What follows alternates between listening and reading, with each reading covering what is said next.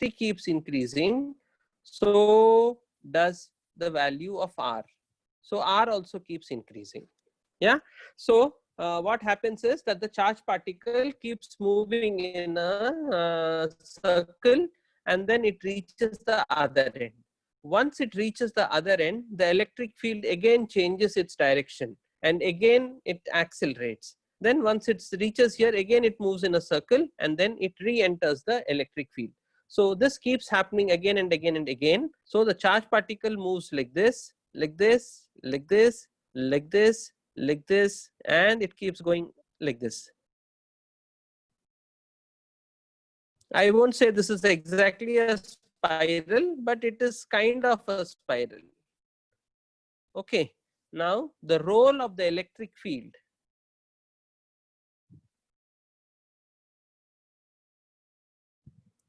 The role of the electric field is to accelerate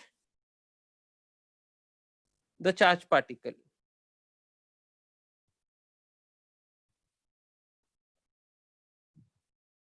and increase velocity.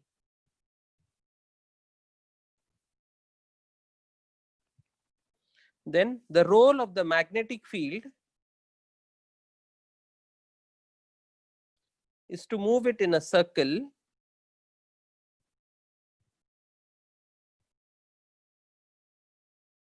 and make it re-enter the magnetic field.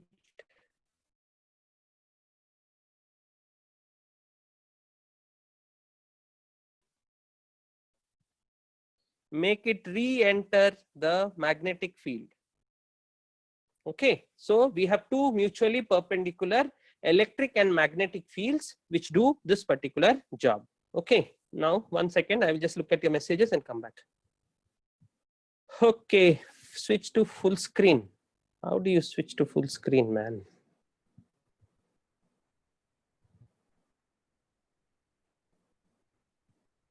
Yeah.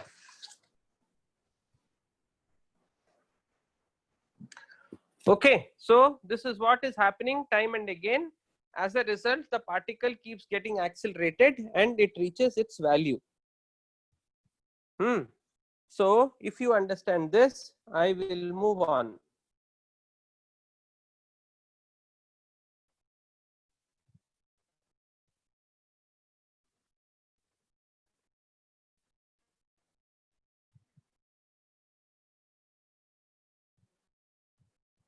Yeah. So what happens is, we were talking about resonance. Resonance, basically every time the electric field enters the every time the charged particle, every time the charged particle enters the electric field,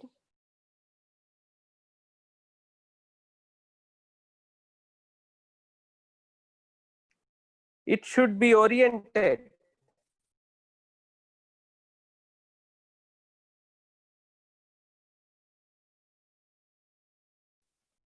in the direction of velocity.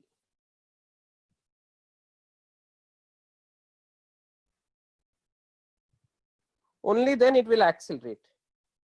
It has to be oriented in the direction of velocity, only then it will accelerate. So suppose here the electric field is in this direction. By the time it reaches here, it should change to this. Then when it is reaching here, again it should go back. That means in one full rotation, it changes once. So in one rotation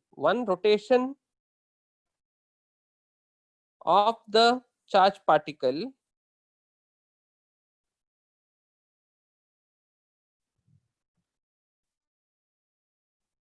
it rotates once or it changes once.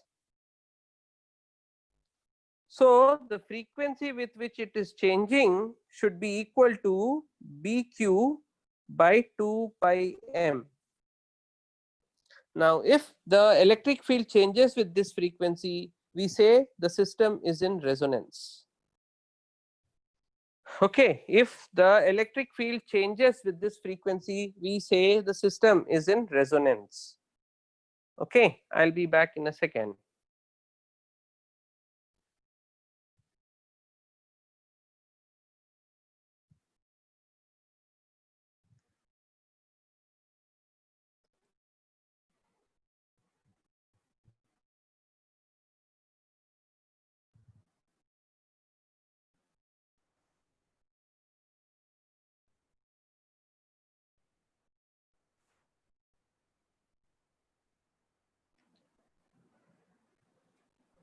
Okay, so if you understand this, then we move on, and I want to do a few small numericals with you.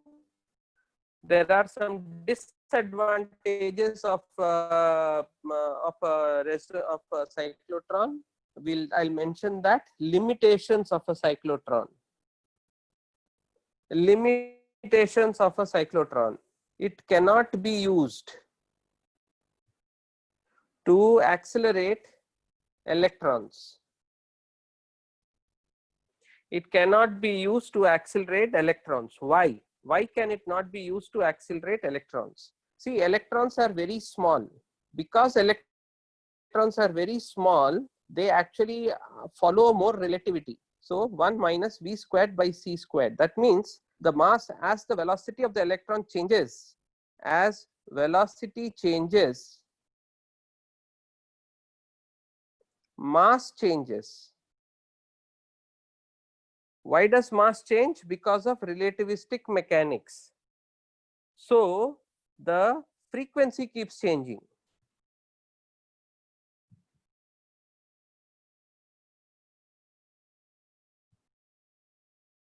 So very difficult for the system to come to resonance. So the system won't come to resonance. Now, because the system won't come to resonance, it will not, it cannot be used to accelerate electrons. Electrons are too light. Because they are very light, the relativistic mass changes quite significantly.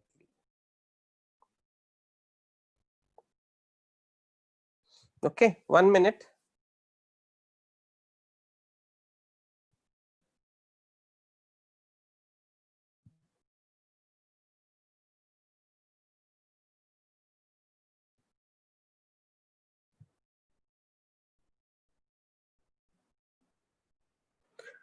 Resonance slide.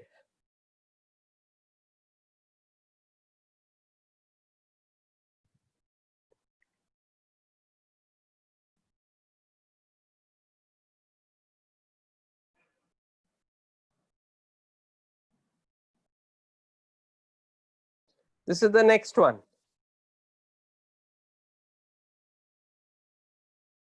I will write bigger font. Okay.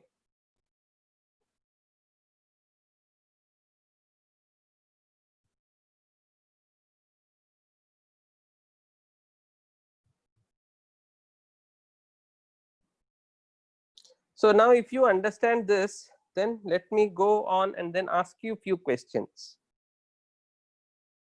So first question,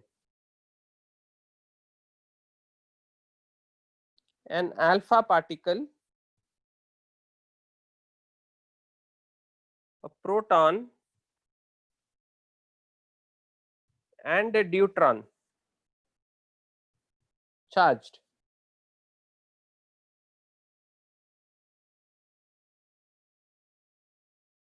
are pushed into a magnetic field perpendicular to velocity.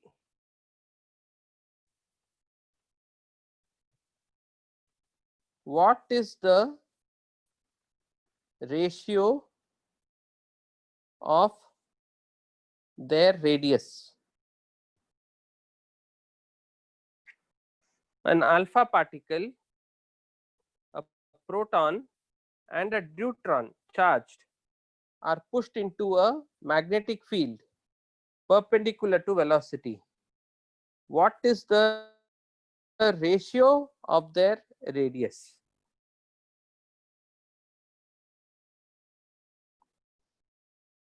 So if frequency of oscillator is equal to the frequency of particle, the system works, right? Otherwise it doesn't work.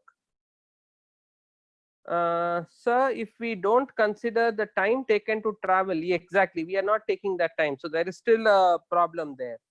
Yes, it does affect. So it's a very difficult, it's a complicated instrument. Otherwise you and me could have made one cyclotron. 1:2:2. Okay, while the others are still asking doubts, you are working. Okay, very good. Let us see. Please, others, let us follow. Let us please complete this. An alpha particle, a proton and a deuteron are pushed into a magnetic field perpendicular to the velocity. Perpendicular to velocity. What is the radius? I did not complete the question. How did you get the answer? They are pushed with the same velocity.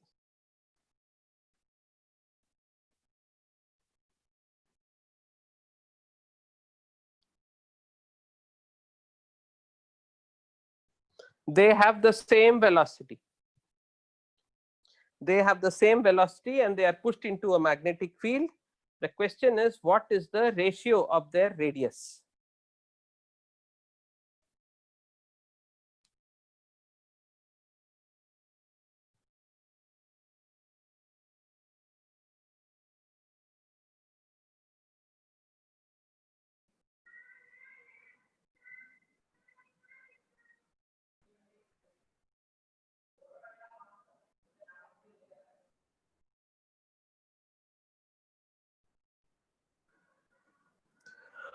So if I have to do it, R is equal to mv by bq. So m1 v1 by bq1 is to m2 v2 by bq2 is to m3 v3 by bq3.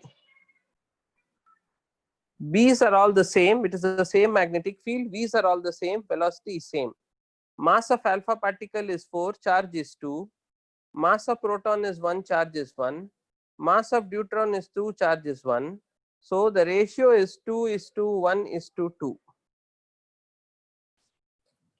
Mass of alpha particle. Alpha particle has 4 protons, 4 neutrons. So it is 2. 4/2 is 2.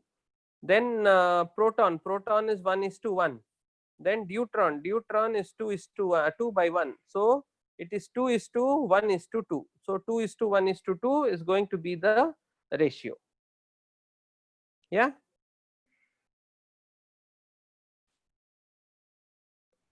Exactly. So if you are getting it, others are not saying anything. So either my speech has not reached them or they have understood it and they are all getting it. Some quick responses, please. Any questions?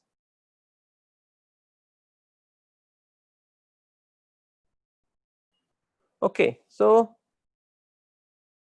got it one more time. Ambrish, I have to ask you. Okay. So the way we go ahead is we go to a new slide and then see. We have already found out R is equal to mv by bq. So because R is equal to mv by bq, I am asking you for the ratio of radius. R1 is to R2 is to R3. So we will have m1 v1 by bq1 is to m2 v2 by bq2 is to m3 v3 by bq3. Now here the B's are all the same because they are all pushed into the same magnetic field. Here the velocities are also the same. Question has given. Now alpha particle has 2 protons, 2 neutrons. So 4 AMU. Charge of an alpha particle is 2. For a proton, the mass is 1, charge is 1. Deuteron is isotope of hydrogen. So protium, deuterium, tritium. So deuteron is basically coming from a hydrogen atom with 2, 1 proton and 1 neutron. So 2/1. So the ratio is 2:1:2. Okay. So now if you have understood this, then question for you. Same question. This time the same particles have the same momentum.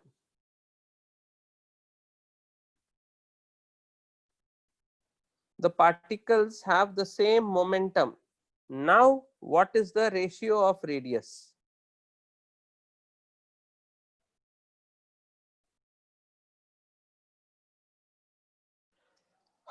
The particles have the same momentum.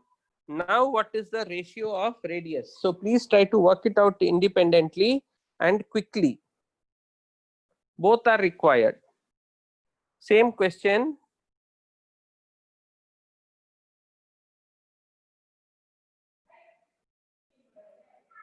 Okay. Okay, 1:2:4.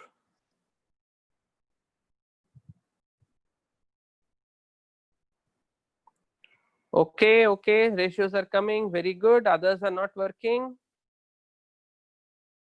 Work fast. Give some answer. I will wait for one more minute.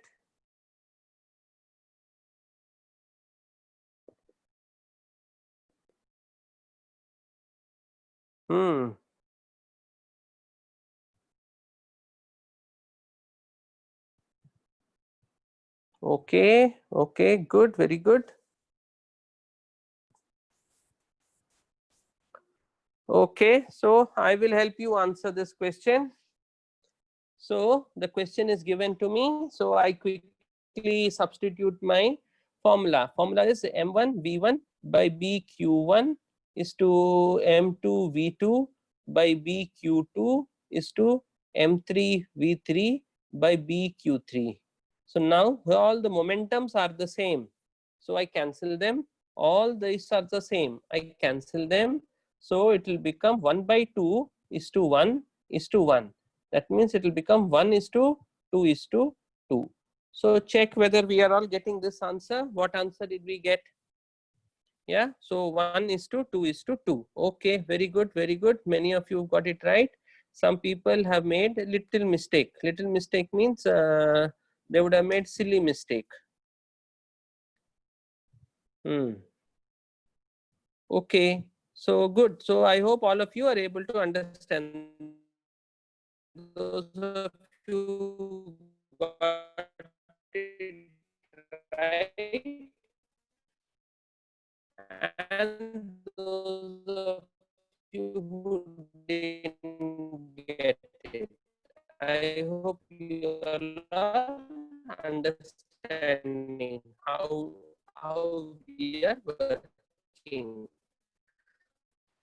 Okay, because the momentum is the same, momentum is m into v, they are projected into the same magnetic field. It's a continuation of the same question. Okay, yeah, good. Next question. They have the same kinetic energies. They have the same kinetic energy ratio. Sorry, ratio of their radius. First question, they had the same velocity. Second question, they had the same momentum. Third question, they have the same kinetic energy. Now, what is the ratio?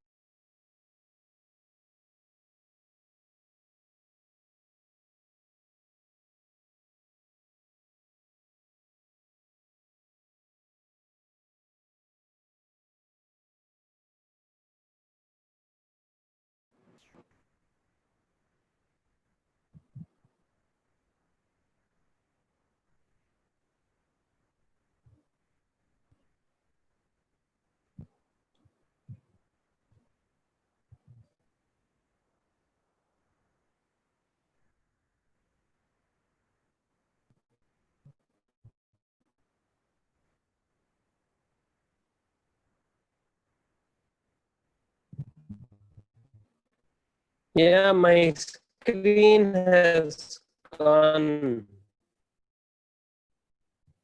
Okay.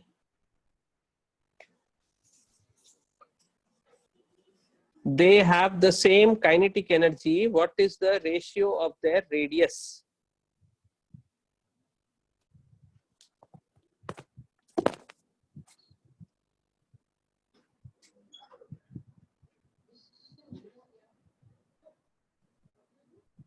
Put it on your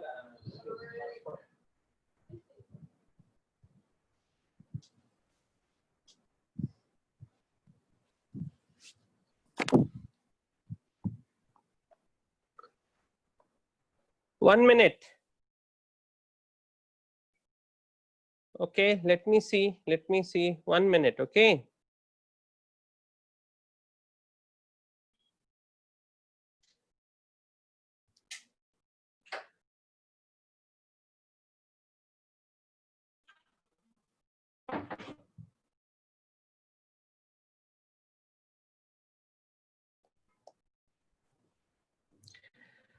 So they have the same kinetic energy. What is the ratio of their radius? So this is the question. So the way we go ahead answering this kind of question is this, that first let me see, kinetic energy, do you understand, is equal to half mv square. So do you understand that kinetic energy is equal to half m square v square by m?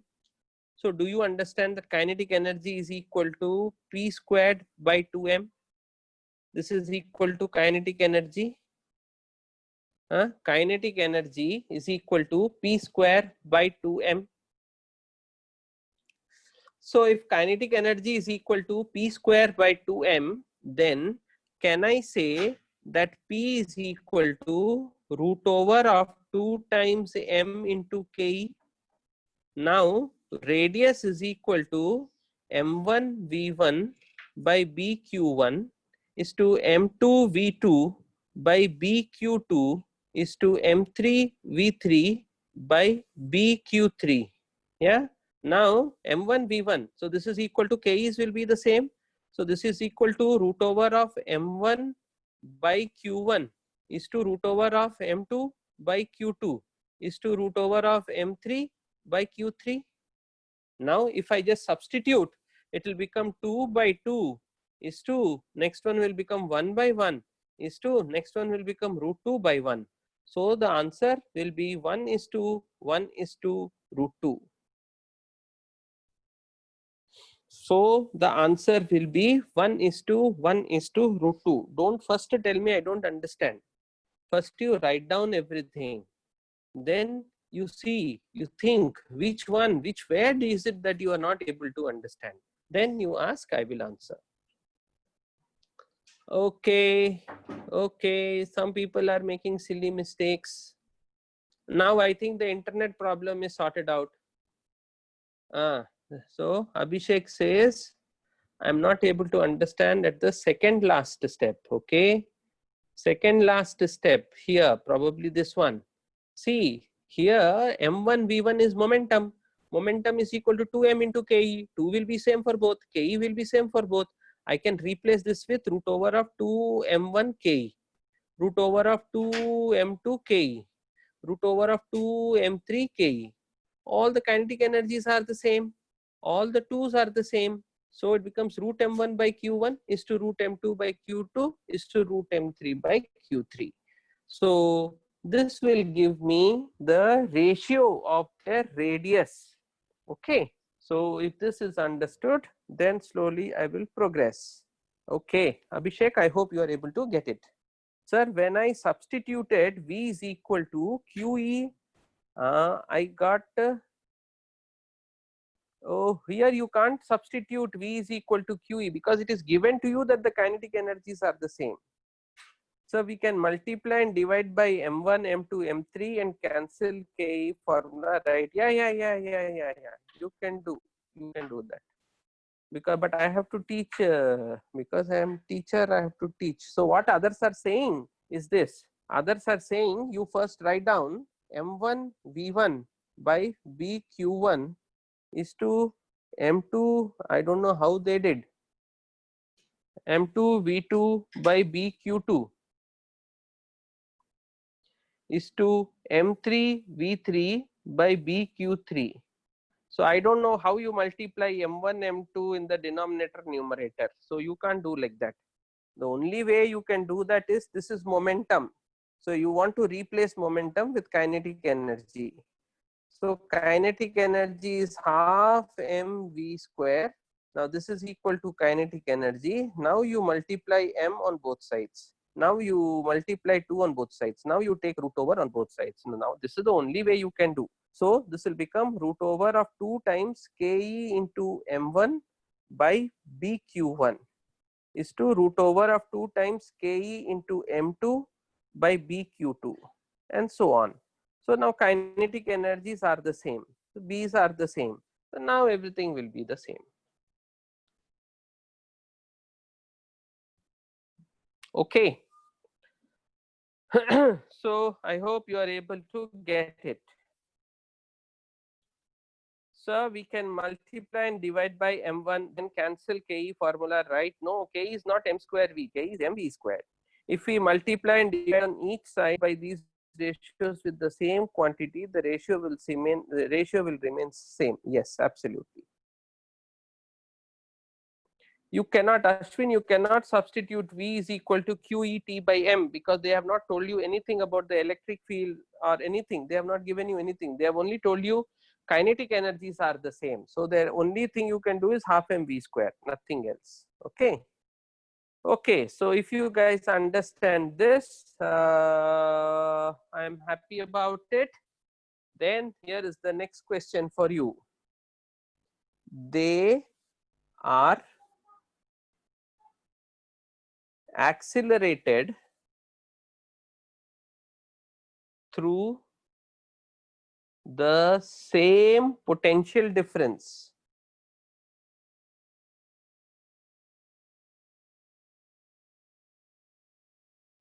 So I created a potential difference V and I accelerate the three particles and then push them into the magnetic field.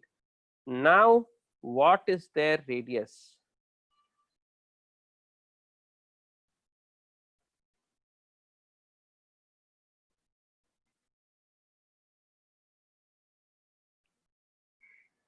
They are accelerated. The three charged particles that we are talking of are accelerated through the same potential difference. They are accelerated through the same potential difference. Now, what is the ratio of their radius?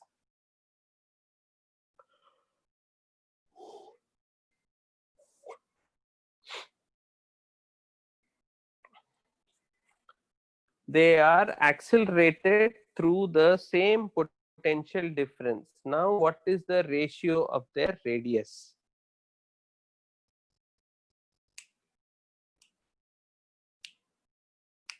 A alpha particle, a proton, and a deuteron are accelerated through the same potential difference.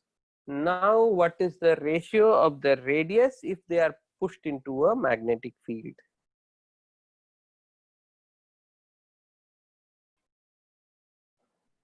If they are pushed into the magnetic field, what is the ratio of their radius?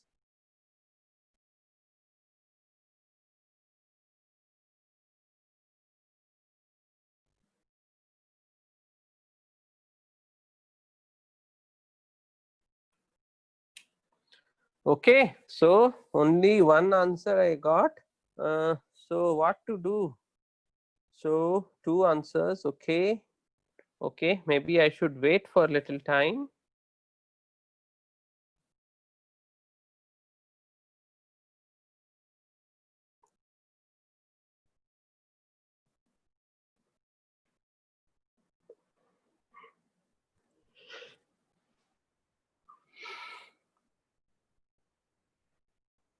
Okay, so let me see how I can answer this question. Now, because they are accelerated through the same potential difference, can I say that Q into V is equal to half mv square? That is equal to P square by 2m. So, from here, can I say P is equal to root over of 2mqv? So, now my ratio will become root over of 2mqv divided by bq is to root over of 2mqv by bq2 is to root over of 2m3q3v by bq3. Now the 2's are the same, I can cancel. The v's are the same, I can cancel. The b's are the same, I can cancel. So first one will become root over of 8 by 2. Second one will become m is 1, q is 1. So 1 by 1. Third is m is 2, q is 1. So root 2 by 1. So the ultimate answer seems to be root 2 is to 1 is to root 2. Yeah. See, because they are accelerated through the same potential difference, the work done is q into v. Now that work done becomes half mv square. So half mv square is equal to q into v. Now I know kinetic energy is also equal to p squared by 2m.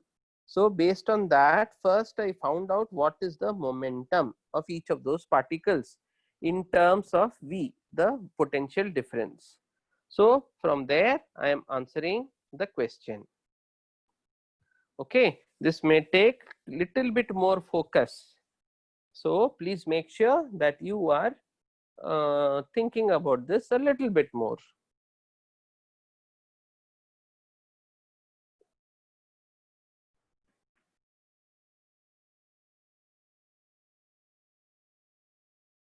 I will be back in a minute.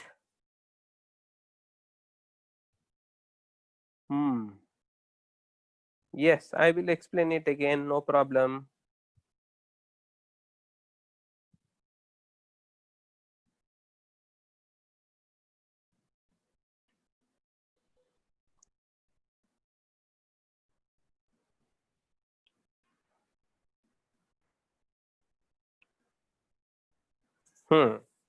Okay, so let me explain it again. Yeah. So what we are going to do is this. We will go to a new slide. See, the charged particles are accelerated through the same potential difference. So the potential difference is V. So when you take a charged particle through a potential difference V, some work is done. What is the work done? Q into V. Now, according to the work energy theorem, whenever work is done on a body, that work will become kinetic energy. So it will become half mv square.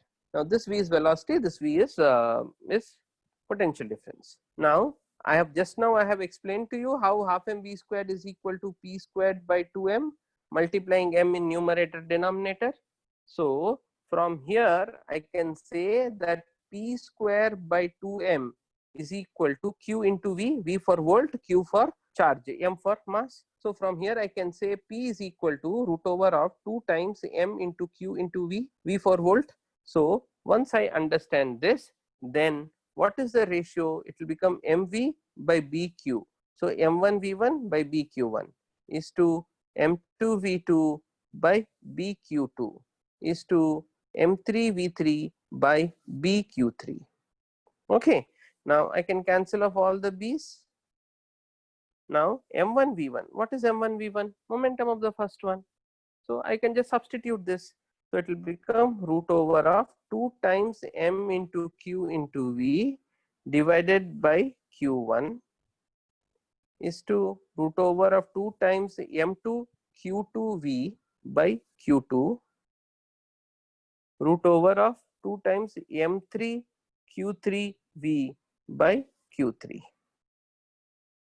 Okay, now all the 2's will get cancelled, all the v's will get cancelled. Why will the v's get cancelled? Because they are accelerated to the same potential. Now mass of the alpha particle is 4, charge in the alpha particle is 2, so this will become root over of 8 by 2. Here mass of proton is 1, charge is also 1, so that will be 1. Here mass is 2, charge is 1, so that will become root 2. Now this is 2 root 2, root 8 is 2 root 2, 2 will get cancelled. So ultimately it will become root 2 is to 1 is to root 2. So this is the ratio of the radius of the different particles.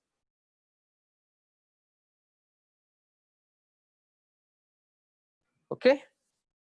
Now can you just analyze the different questions that we did in reverse order? Here they were accelerated through same potential.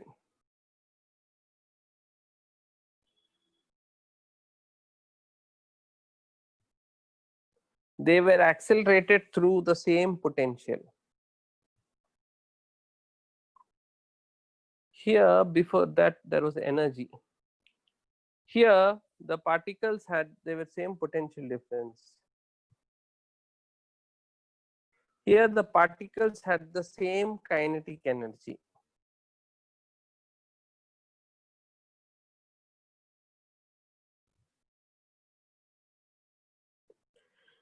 Here the particles had the same momentum.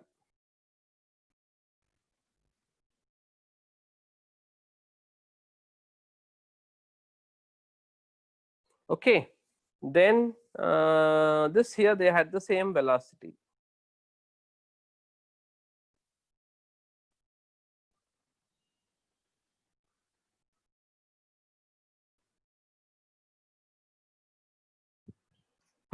So same velocity, same momentum. More questions are possible. Same de Broglie wavelength. I can give you question here. An alpha particle, a proton,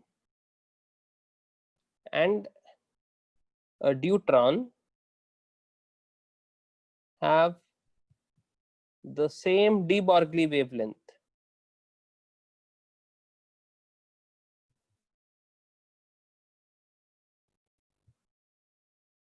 Now, what is the ratio of their radius?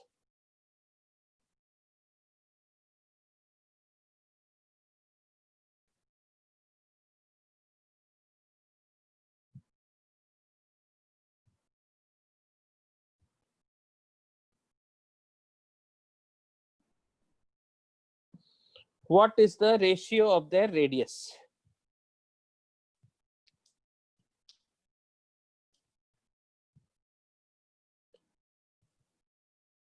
Now you will ask me, sir, what is de Broglie wavelength? Okay, so I will explain to you. According to de Broglie, whenever matter has a momentum, it has a wavelength associated with it, such that lambda into p is a constant. Okay, so from here I can say p is equal to constant by lambda. So p is equal to constant divided by lambda. Now here, what is the ratio? P by BQ is to P by BQ2 is to P by BQ3. Yeah. Now, because this is there, so I can write this is equal to constant by lambda 1 by BQ1 is to constant by lambda 2 by BQ2 is to constant by lambda 3 by BQ3. So all the b's will get cancelled. Constant is the same.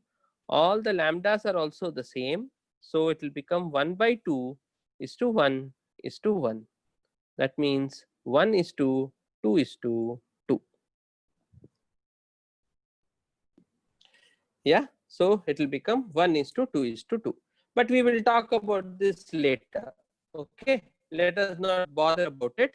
I will be happy if you all just turn your pages, go through what you have written and recap this whole concept of radius. So I will be happy just with that. Yeah. So please go through your sheets. Take 2 minutes. Please go through your sheets once, especially these questions that we have worked out. Constant velocity, constant momentum, constant energy, accelerated through the same potential. These 4 questions, please go through it and see if there's anything that you want to ask me. Please honestly go through it and then see if there is any question.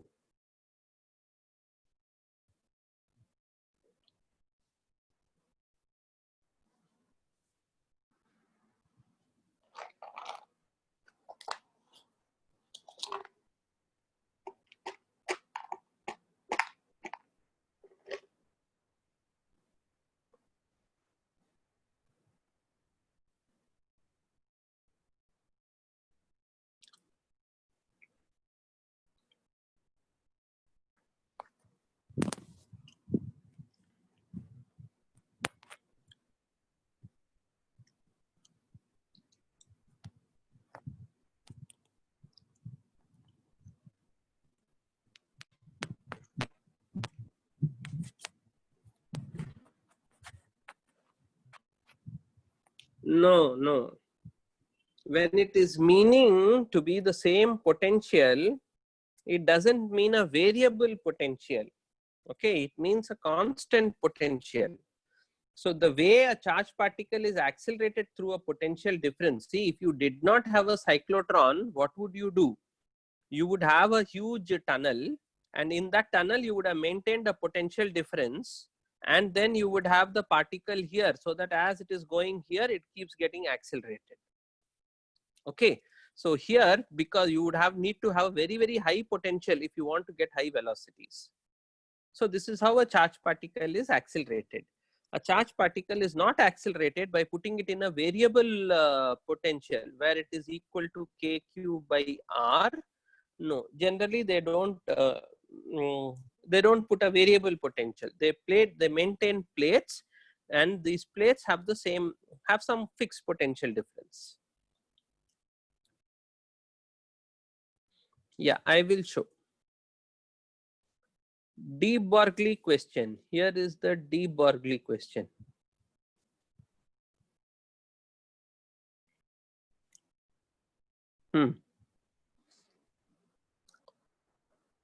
According to de Broglie, for any object which is moving, lambda p is a constant.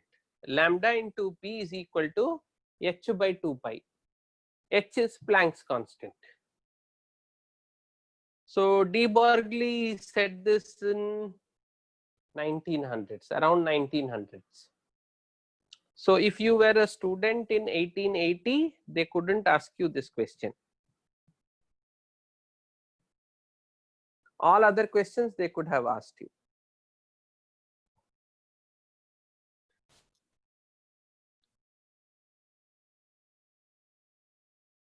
Okay, so if you have learnt it, very good.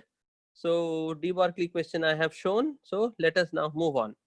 Okay, so if you know this much, you are very good. You are very good. I have covered. So what are the things that you are expected to know? You are expected to know one about Lorentz force. What is that Lorentz force? F is equal to Q into V cross, Q into E plus V cross B. E is the electric field, V is the velocity, B is the magnetic field. Then you should know about the properties of the circle. Two properties of circular motion.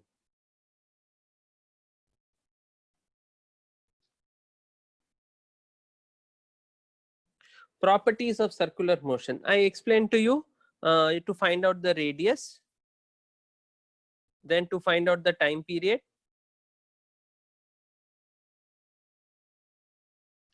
to find out the radius, to find out the time period, then to find out the frequency, then to find out the energy.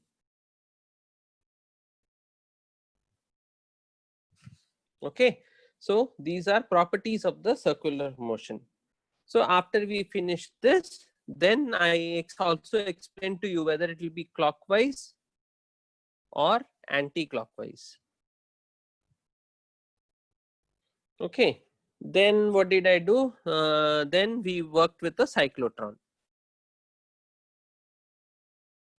So you understood how they take advantage of the mutually perpendicular electric and magnetic fields, right? Then somebody asked me, sir, why do we even need a cyclotron? So I forgot, I didn't answer the question. Uses of a cyclotron.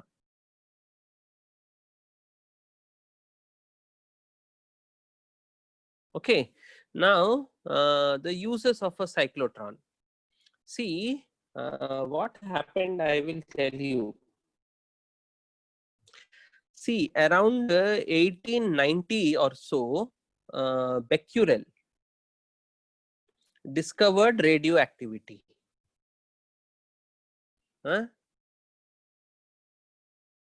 Yeah, Becquerel discovered radioactivity. What is radioactivity? Radioactivity is basically the spontaneous disintegration of a nucleus. Yeah.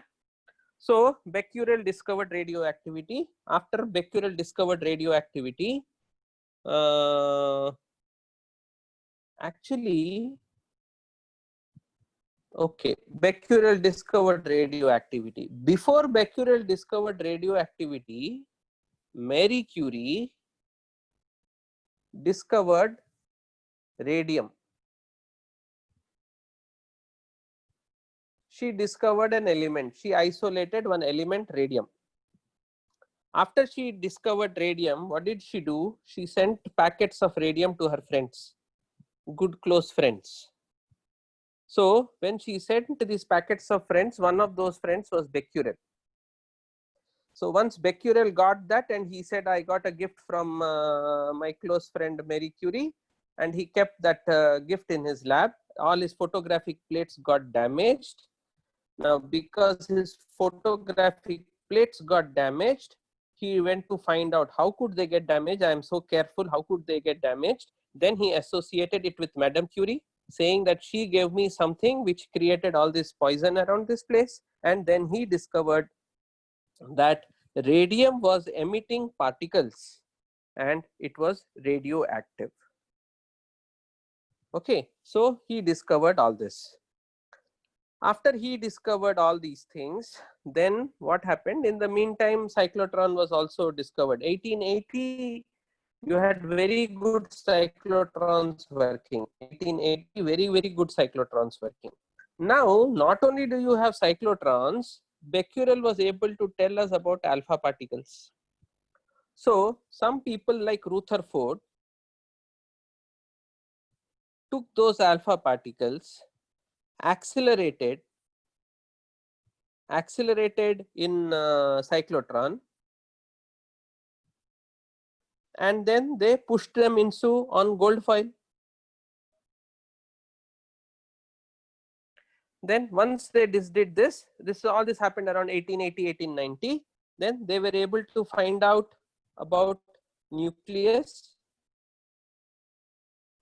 and planetary model.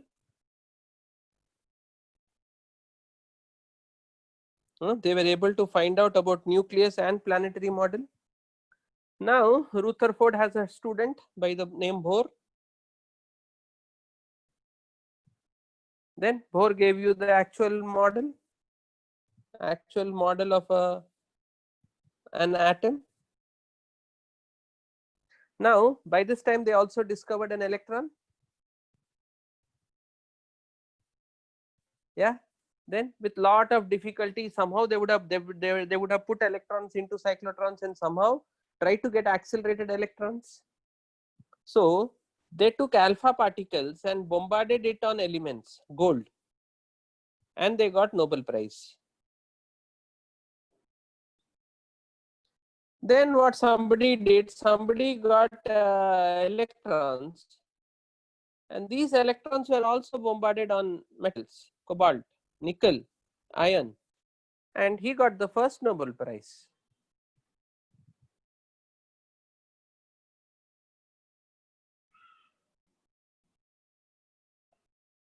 Why did he get his Nobel Prize? For discovering X-rays. So when fast moving electrons bombard on metals, you get X-rays. Okay, and these X-rays are used for all kinds of purposes, mostly identifying broken bones. Just imagine otherwise how difficult it would have been for people to understand whether a bone is broken or not. So huge medical application. Yeah.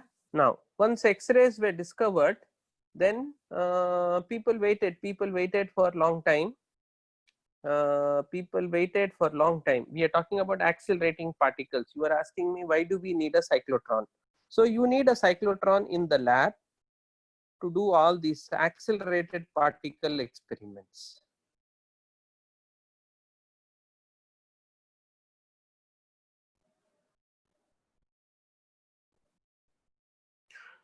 Last but not least, even 2015, I think 2015 or 14, I am bad at remembering numbers, Nobel Prize was given for the discovery of the God particle.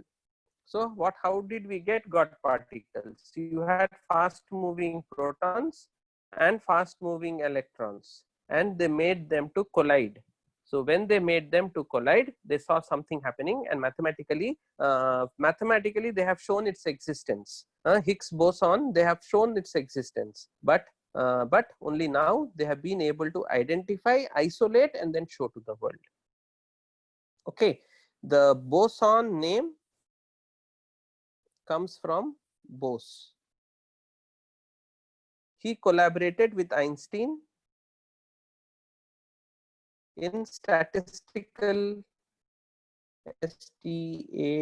statistical, yeah, statistical physics.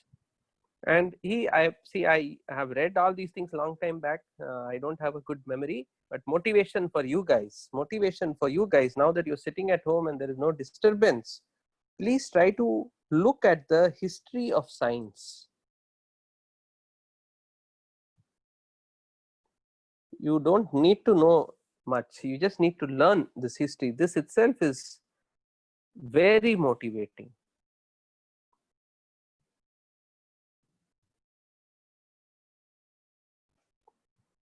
From 1900 to almost 1915, all Nobel Prizes were given for work on atoms. Then around 1915, 1916, Sir C.V. Raman changed it. And he was given the Nobel Prize for his work on optics. After that, again, all Nobel Prizes went to study of not just physics, lot of chemistry Nobel Prizes have also been given. Okay, so you need cyclotron to accelerate particles. You need to accelerate particles because you want to conduct certain experiments in the lab. Okay, so yeah, so I am mostly done. How do you isolate electrons? Wow, that's a very good question. Hey, this test portion and all, I won't answer. I answered that once. You guys confuse me every day. You confuse me. Okay, so test portion is basically RC circuits. Okay, you won't get dielectrics. RC circuits. You will get capacitor, series, parallel. Those questions you will get. Then you will get questions on Kirchhoff's law. Then you will get questions on RC circuits. Only these three parts. Next one will be full test. Okay, so Sundaram is asking, how do you isolate particles? So that is another Nobel Prize winning question. So this is what you do. Now suppose you have host of particles here. Okay, you put them between a potential difference, so they are all moving. Okay, now you assume there is a magnetic field here. You assume there is an electric field. Suppose that the electric field be like this. Then in the same region, let there be a magnetic field like this. Yeah. Now suppose a charged particle has come this way. Suppose a charged particle has come this way. Can you just do your right hand rule and see what will be the direction of the force? If there is a positive particle, if you do right hand rule, you will see that the direction of the force is like this. So you have one particle, one force QVB upwards. You have another force downwards, Q into E. Now suppose you sent a particle and that particle went straight like this. What can you infer? Can you infer that V is equal to E by B? Yeah, V is equal to E by B. Now suppose the particle went this way, then can you identify, can you understand that it is not a positive particle but it's a negative particle moving in the opposite direction? Now based on this, how it is moving, how much it is bending, I will be able to distinguish between all particles.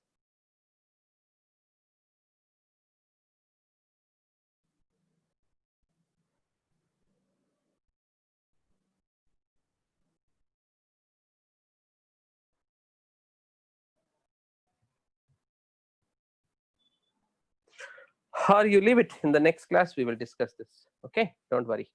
So our next class topic is how do you differentiate between particles, how do you differentiate between particles having different velocities and so on. Yeah, mostly all these are related to the cathode ray tube experiment. You are right. Okay, good. Enjoy your weekend. Have a good time. Tomorrow afternoon 12:30 we have an IAS officer, IPS officer who wants to talk to us. We are inviting him to talk to us. Please attend if you are interested, and think about what kind of questions you want to ask him and what you want to learn from him. Okay, so tomorrow afternoon 12:30 there is a meeting which may last, I don't know, it may last maximum 1 hour, where there will be an IPS officer who will be coming and talking to us. Okay, bye. Okay, sir. Thank you.